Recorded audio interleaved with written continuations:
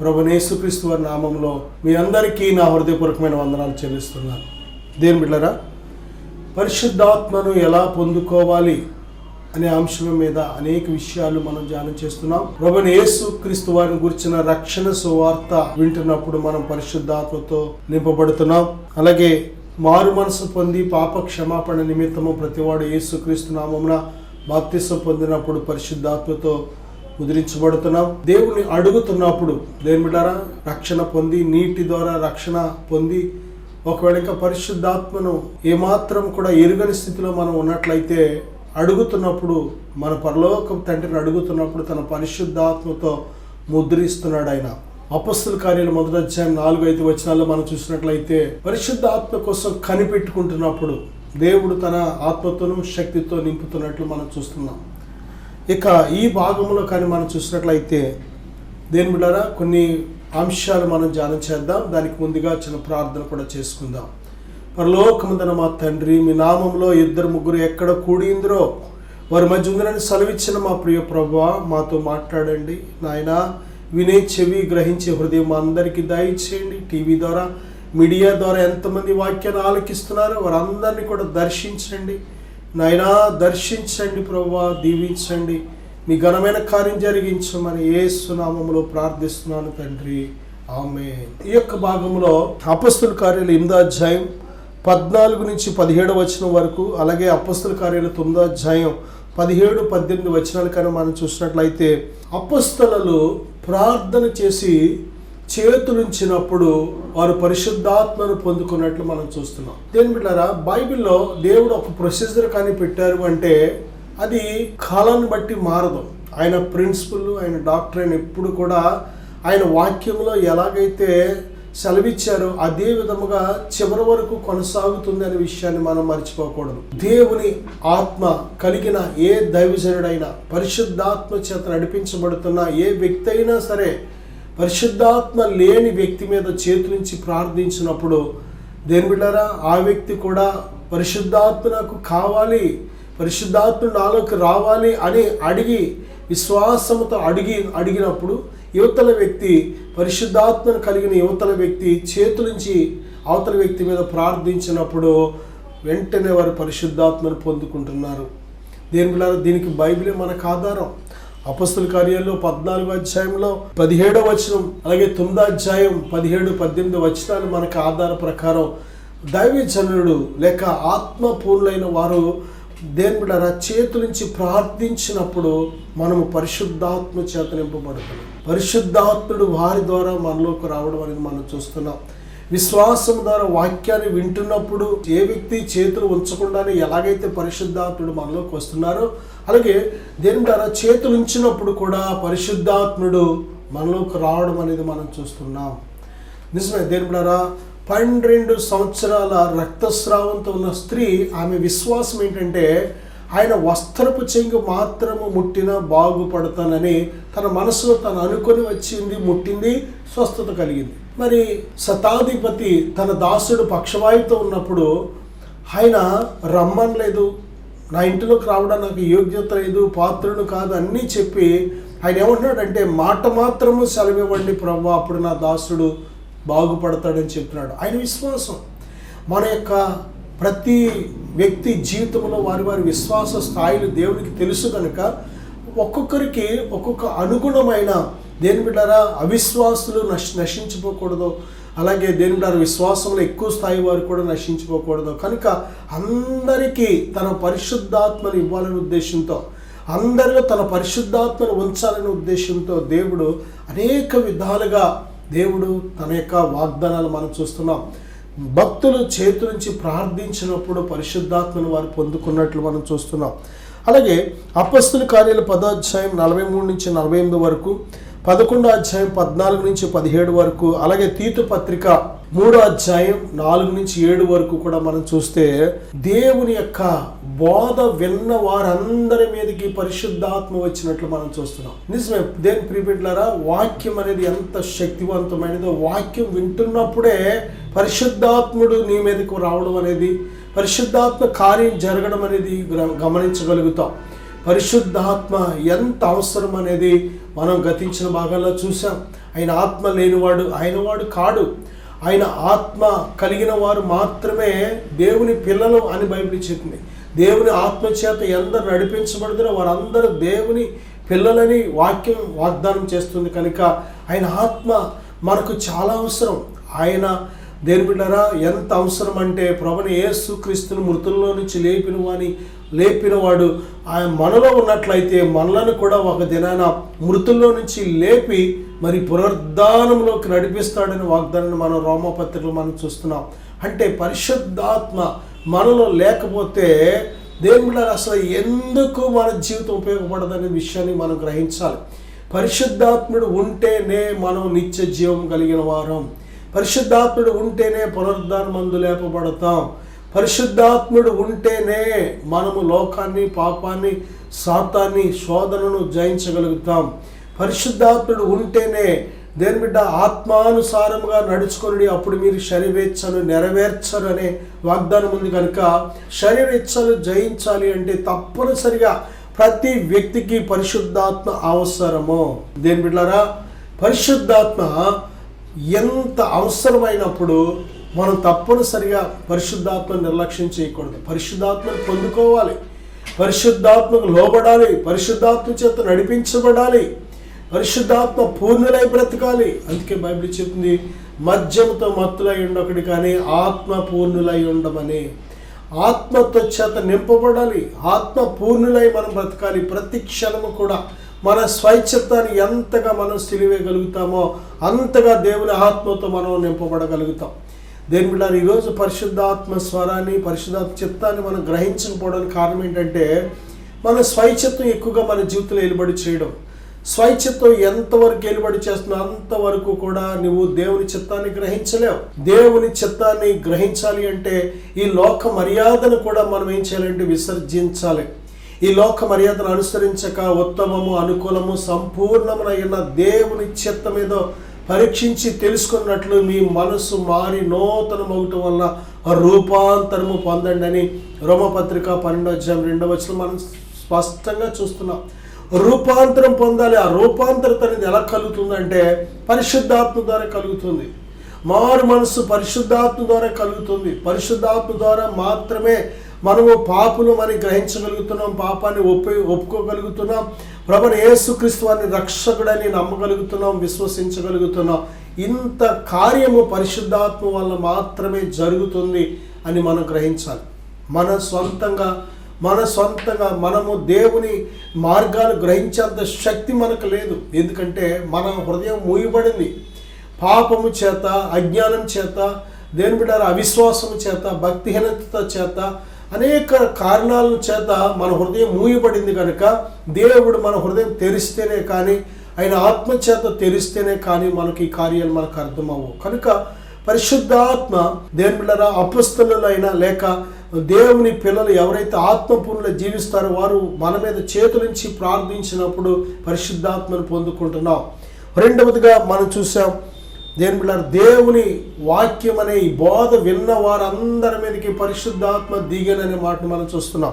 మూడవదిగా యోహాను సువార్త 20వ అధ్యాయం 21 నుంచి 23 వరకు చూసినట్లయితే ఆయన వారి మీద పరిశుద్ధాత్మను పొందండి అని ఊదినట్లు మనం చూస్తున్నాం. నిజమే దేవుని బిడ్డలారా, ఆది కాండములో మనము 2వ అధ్యాయంలో మనం చూసినట్లయితే నేల మట్టిని తీసి నరునిగా నిర్మించి నాసికా రంధ్రాల్లో జీవవాయువును ఊదిన దేవుడే దేని బిడ్డారా ఈరోజు జీవాత్మైన పరిశుద్ధాత్మను ఊదుతున్నాడు మన మీద. నిజమే, ఆ రోజు మన ఆత్మను ఊదాడు. మనము దేని బిడ్డారా ఒక ప్రత్యేకమైన జీవితాన్ని దేవుడు మనకు ప్రసాదించాడు. కానీ ఈరోజు ఈ కడవరి దినాల్లో ప్రభువైన యేసుక్రీస్తు నందు విశ్వాసం ఉంచిన వారందరిలో కూడా ఆయన ఆత్మను ఊదుతున్నాడు. దేని బిడ్డారా అలాగే పరిశుద్ధాత్మ చేత ఉఫ్ అంటే అద్భుతాలు జరుగుతాయంటే అది జరుగుతున్నాయి. దేని బిడ్డారా నీ యొక్క నేత్రాలకు ఒకవేళ అది అర్థం కావట్లేదేమో, కానీ దేవుని ఆత్మ చేత దేని బిడ్డారా నువ్వు ఏ మాట పలికినా ఆ మాటలో జీవం ఉంటుంది, ఆ మాటలో శక్తి ఉంటుంది. దేవుని ఆత్మ చేత ప్రతి కదలిక కూడా చాలా శక్తివంతమైనది. దేవుని ఆత్మ చేత నీ జీవితం నడిపించబడుతున్నప్పుడు ప్రతి మూమెంట్ కూడా శక్తితో నింపబడి ఉంటుంది, పవర్ పనిచేస్తూ ఉంటుంది అనమాట. విశ్వాసము ద్వారా మాత్రమే దేవుని శక్తి నీలో ప్రవహిస్తుందనే విషయాన్ని మర్చిపోకూడదు. విశ్వాసము ద్వారా మాత్రమే నువ్వు దేవుని విషయాలు గ్రహించగలవు అనే విషయాన్ని మర్చిపోవద్దు. విశ్వాసము ద్వారానే పరిశుద్ధాత్ముడు నీలో నివాసం ఉండి అద్భుతాలు జరిగిస్తున్నాడనే విషయాన్ని మర్చిపోకూడదు. దేని బిడ్డారా పరిశుద్ధాత్మ అపొస్తలుల కార్యాలు 1వ అధ్యాయం 14వ వచనం, 2వ అధ్యాయం 1 నుంచి 4 వచనాలు, కానీ అపొస్తలుల కార్యాలు 8వ అధ్యాయం 14 నుంచి 16 వచనం వరకు చూస్తే ఎడతెగక ఏక మనసుతో ప్రార్థన చేసినప్పుడు, ప్రార్థన ఎంత పవర్ఫుల్లో, ఎంత ప్రాముఖ్యమైందో, ఎంత అవసరమైందో మనం ఇక్కడ గ్రహించగలం. ఒక వ్యక్తి పరిశుద్ధాత్మను పొందుకోవాలంటే దేని బిడ్డారా తప్పనిసరిగా ప్రార్థన జీవితం మనం కలిగి ఉండాలి. ప్రార్థన దేని బిడ్డారా ప్రార్థనలో మనము విరగాలి. ప్రార్థనలో మన మనసు పూర్తిగా మారాలి. ప్రార్థనలో మన ఆత్మ రూపాంతరం చెందాలి.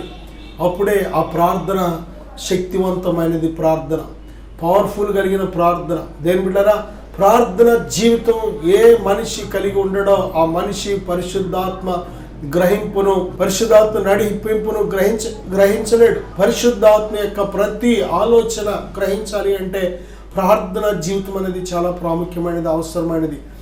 నిజమే, దేని ఏక మనసుతో 2-3 కూడిన చోట ఏక మనసు అనేది తప్పనిసరిగా అవసరం. ఏక మనసుతో ఎప్పుడైతే వారు ఎడతెగక ఏక మనసుతో ప్రార్థన చేయడం ప్రారంభించారో దేని ప్రియమైన బిడ్డలారా ఏం జరిగిందంటే పరిశుద్ధాత్మ చేత వారు నింపబడుతున్నట్లు మనం చూస్తున్నాం. ఏక మనసు, ఎడతెగక, అలాగే ప్రార్థన జీవితం అనేది ఈ మాటలు మనం గుర్తించుకోవాలి. ఏక మనస్సు కలిగి ఉండాలి. సంఘాల్లో కానీ లేక ఎక్కడైనా 2-3 కలిసి ప్రార్థన చేస్తున్నప్పుడు ఆ 2-3 మనసులు వేరువేరు వాటి మీద ఉండకూడదు. అందరూ ఒక్క దాని మీదే మనసును కేంద్రీకరించాలి. దేని గురించి అడుగుతున్నారో ఆ ఒక్కదాని గురించి అందరూ అడగడానికి వారి మనసును సిద్ధపరచుకోవాలి. అప్పుడు మాత్రమే ఏక మనస్సు అనే ఈ మాట వర్తిస్తుంది. ఏక మనస్సుతో, అది ఎలాగంటే ఎడతెగక దేని ప్రియమైన బిడ్డారు ప్రార్థన అంటే అది ఒక 10 నిమిషాలు 5 నిమిషాలు ఒక మంత్రం జపించినట్లు కాదు. అది ప్రార్థన అంటే పరలోకపు తండ్రితో సహవాసం.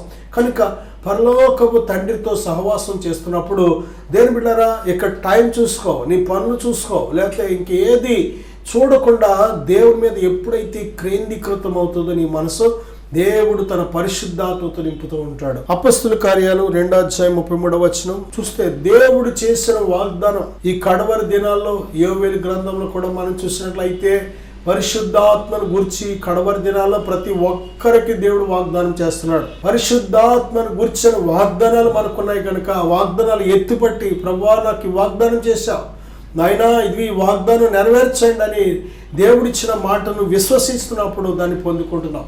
ప్రార్థనలో మనం అడుగుచున్న వాటిని ఎలాను పొంది ఉన్నామని నమ్మినట్లయితే వాటన్నిటినీ మనం పొందుకుంటున్నాం. నా సహోదరుడా సహోదరి, దేవుని యొక్క వాగ్దానం ఎంతవరకు మనకు తెలుసు? సంవత్సరానికి ఒకసారి చిన్న వాగ్దానం తీసుకుంటాం అంతే. వాక్యాన్ని చదువుతున్నప్పుడు ఎన్ని వాగ్దానాలు దేవుడు మనకి అందులో ఇచ్చాడో ఆ వాగ్దానాలు మనం గ్రహించాలి. ఆ వాగ్దానాలు నెమరు వేసుకోవాలి. ఆ వాగ్దానాల ప్రకారం మనం దేని బిడ్డారా దేవుని యందు విశ్వాసం ఉంచి ఆ వాగ్దానం స్వతంత్రించుకునే వరకు కూడా దేవుని సన్నిధిలో పట్టుదల కలిగి అడుగుతున్నప్పుడు ఆ వాగ్దానం మనం స్వతంత్రించుకుంటున్నాం. చాలాసార్లు వాగ్దానం స్వతంత్రించుకోవడానికి ఓర్పు అవసరం. చాలాసార్లు దేని బిడ్డారా వాగ్దానం స్వతంత్రించుకోవడానికి దీర్ఘశాంతం అవసరం.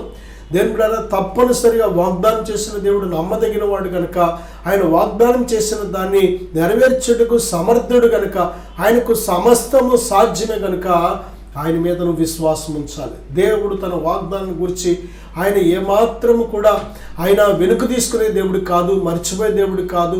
దేవుని బిడ్డలారా, ఆయన మాట మార్చే దేవుడు కాదు కనుక వాగ్దానం అడిగే విషయంలో నువ్వు మాత్రం స్థిరురాలుగా ఎప్పుడైతే ఉంటావో దేవుడు ఇచ్చిన ప్రతి వాగ్దానాన్ని కూడా నువ్వు స్వతంత్రించుకుంటున్నావు. దేవుని ప్రియమైన బిడ్డలారా, అపొస్తలుల కార్యాలు 5వ అధ్యాయం 32వ వచనంలో మనం చూస్తే, తనకు విధేయులైన వారందరికీ దేవుడు తన పరిశుద్ధాత్మ దయచేస్తున్నట్లు మనం చూస్తున్నాం. దేవునికి విధేయత కలిగిన జీవితం చాలా చాలా ప్రాముఖ్యం.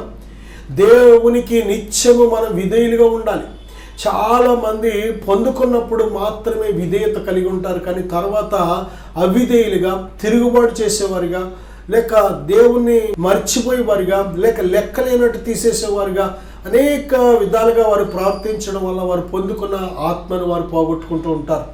ఆత్మను ఆర్పివేయొద్దని బైబిల్ చెప్తుంది. ఆత్మను దుఃఖపరచొద్దని బైబిల్ చెప్తుంది. ఆత్మ మీద తిరుగుబాటు చేయొద్దని బైబిల్ చెప్తుంది. ఆత్మకు విరోధంగా పోరాడే ప్రతి శరీరాశను విసర్జించమని బైబిల్ చెప్తుంది. అంతేకాదు, దేవుని బిడ్డలారా, ఆత్మకు విరోధంగా మనము దుర్భాషలాడితే, దూషిస్తే మరి ఈ యుగమందు కానీ రాబో యుగమందు కానీ పాప క్షమాపణ లేదని బైబిల్ హెచ్చరిస్తుంది. కనుక తప్పనిసరిగా దేవుని బిడ్డలారా, దేవుడు నీకు ఇచ్చిన పరిశుద్ధాత్మను దుఃఖపరచకుండా చూసుకో. దేవుడు నీకు ఇచ్చిన పరిశుద్ధాత్మ మీద తిరుగుబాటు చేయకుండా చూసుకో. దేవుడు మనకు ఎందుకు ఇచ్చాడో తెలుసా?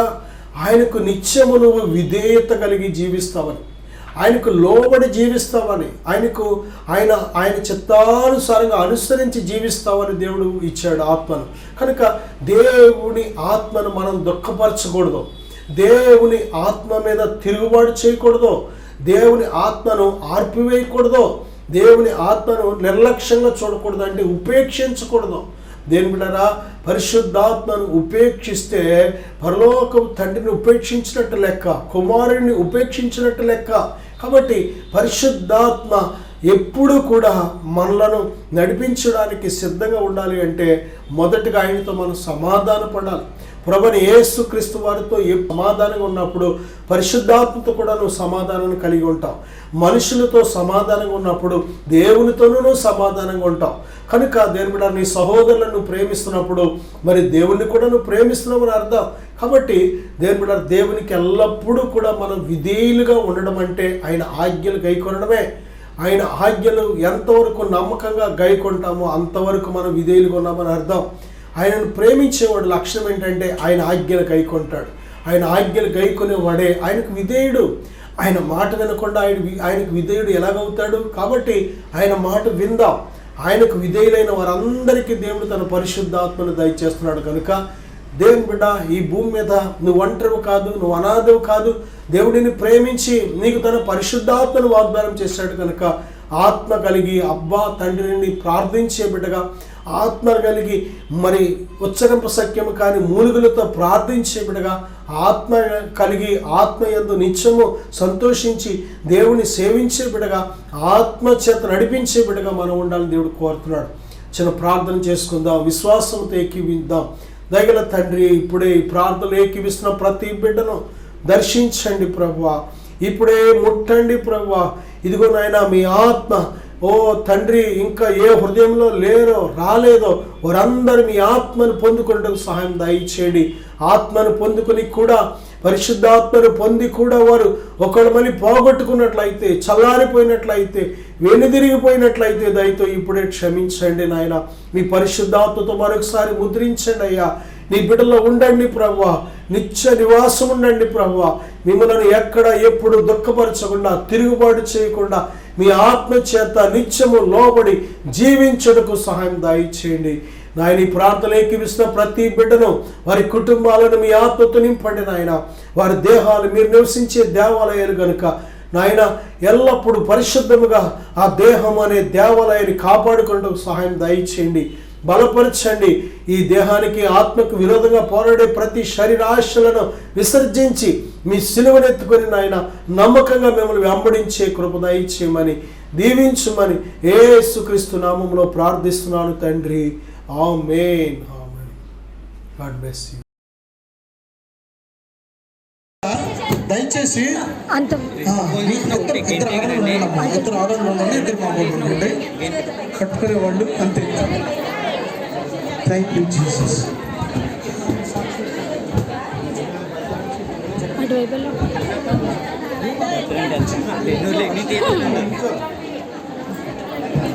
చూడు చూడు చూడు చూడు చూడు.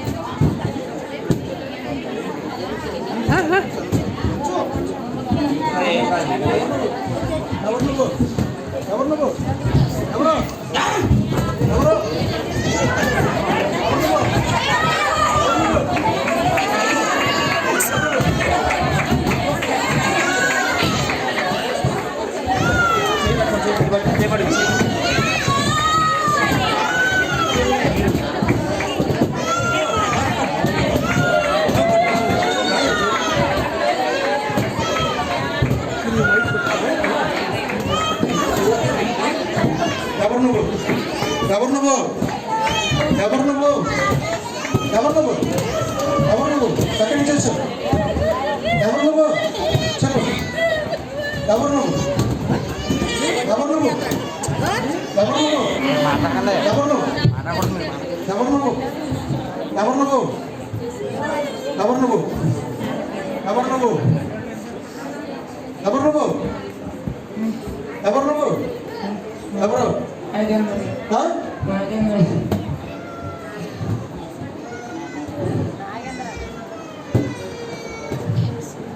నువ్వు నడిపించాడా?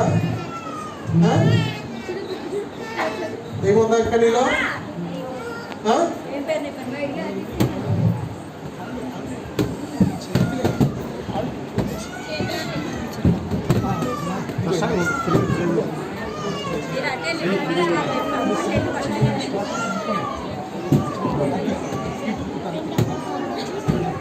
ఎవరు నువ్వు? ఎవరు నువ్వు? ఎవరు నువ్వు? ఎవరు నువ్వు? ఎవరు నువ్వు? దెయ్యాను బా, అక్కడి నుంచి వచ్చావు. ఎవరు నువ్వు? ఎవరు నువ్వు? ఎవరు నువ్వు? ఎవరు నువ్వు? ఎక్కడి నుంచి వచ్చావు?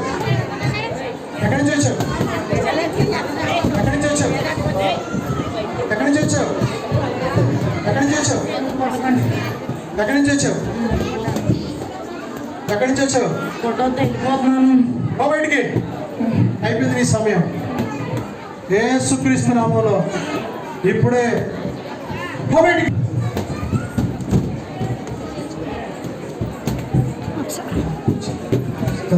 వందనాలు చెప్పేసరికి హల్లెలూయా. ఎన్నో సంవత్సరాల నుంచి త్రాగుడికి భారం చేసేసింది, కుటుంబాన్ని ఏడిపించింది దెయ్యం. ఈరోజుతో దేవుడు నీకు విడుదల ఇచ్చాడు. Thank you lord. వందనాలు చెప్పేసరికి వందనాలు చెప్పా. హల్లెలూయా హల్లెలూయా.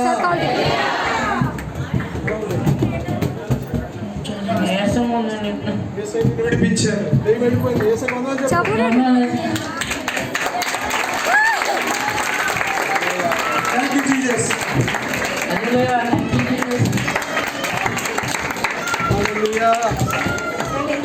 హల్లెలూయా. నా పేరు నాగేంద్ర. మీరు ఏ ఊరు నుంచి వచ్చారంటే మీ చర్చికి ఎప్పటి నుంచి వస్తున్నారు? 5 years నుంచి. 5 years నుంచి వస్తున్నారు. ఇప్పుడు మీకున్న సమస్య ఏంటి? నాకున్న ప్రింటింగ్ ఎక్కువ తీసుకోవాలి, దాని గురించి పాస్పోర్ట్ విడుదల ఇస్తారని చెప్పి వస్తున్నాను. ఏ సమస్య?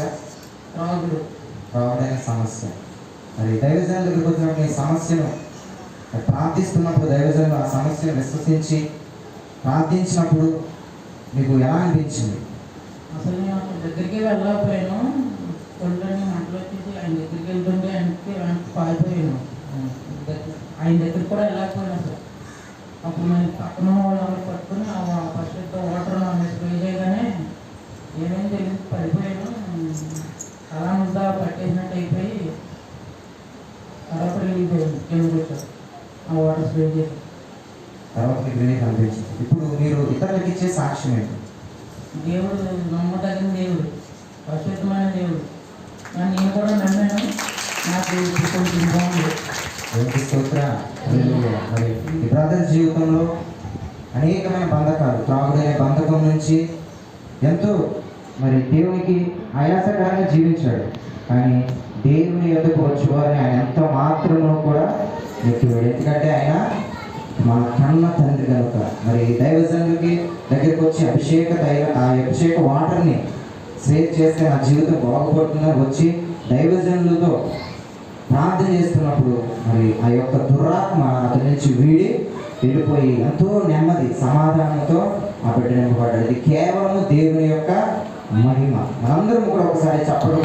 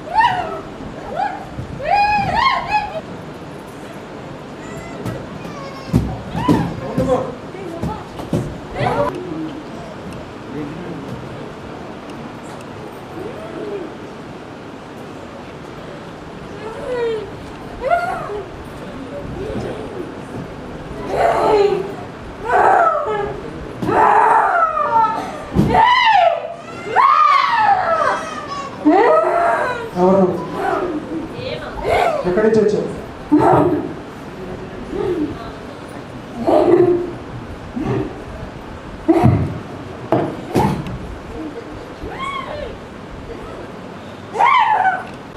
యేసుక్రీస్తు నామమున ఆజ్ఞాపిస్తున్నా. ఎప్పటి నుంచి ఉన్నావు? ఎంతకాలం నుంచి ఉన్నావు?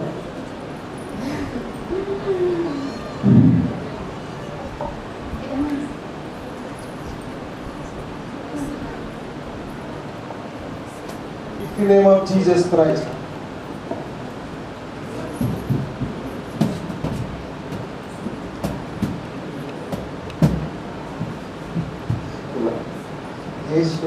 విడుదల ప్రకటిస్తున్నాను.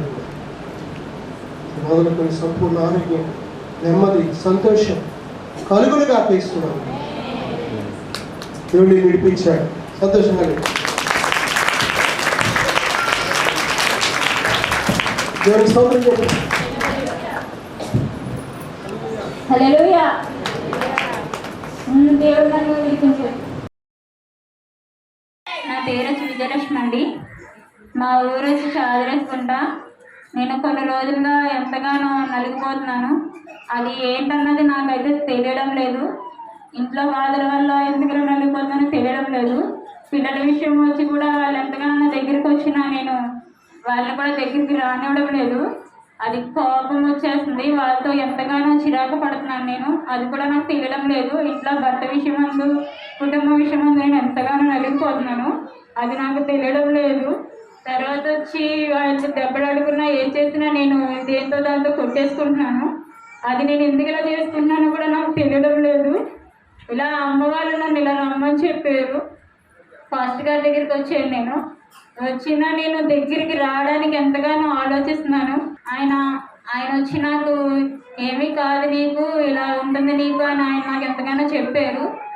చెప్పి నేను ఆయన దగ్గరికి వచ్చేసరికి జీవజలాలు ఇలా జల్లడం వల్ల నాలో ఉన్న దురాత్మ ఎంతగానో బయటికి వెళ్ళిపోయింది. దేవుడు నన్ను ఎంతగానో దీవించి నాకు ఇంత ఆరోగ్యవంతమైన శక్తిని నాకు కలగజేశారు. తల్లో ఉన్న భారం మొత్తం నాకు ఎంతగానో తొలగిపోయింది. తల్లో ఎంతగానో బాధపడుతూ నాకు ఏదేదో అయిపోతున్నట్టు దేంతోనూ కొట్టేసుకుంటున్నాను నేను. అలాంటిది దురాత్మ నాలో ఉండి నన్ను ఎంతగానో శోధన పెట్టింది. ఈ పెట్టడం వల్ల నాకు ఈ జీవజలాలు జల్లడం వల్ల నాకు ఎంతగానో పరిశుద్ధాత్మ నాకు ఎంతగానో కలగజేశాడు దేవుడు. నాకు ఎంతగానో ఇప్పుడు తేలిగ్గా ఉంటుంది. నన్ను దేవుడు ఎంతగానో దీవించి బలపరిచినందుకు నా కుటుంబాన్ని కూడా నాకు సన్నిధిలోకి నడిపించమని, నా కుటుంబాన్ని దేవుడు దీవించి ఆశీర్వదించమని, చిన్న సాక్ష్యం దేవుడు దీవించమని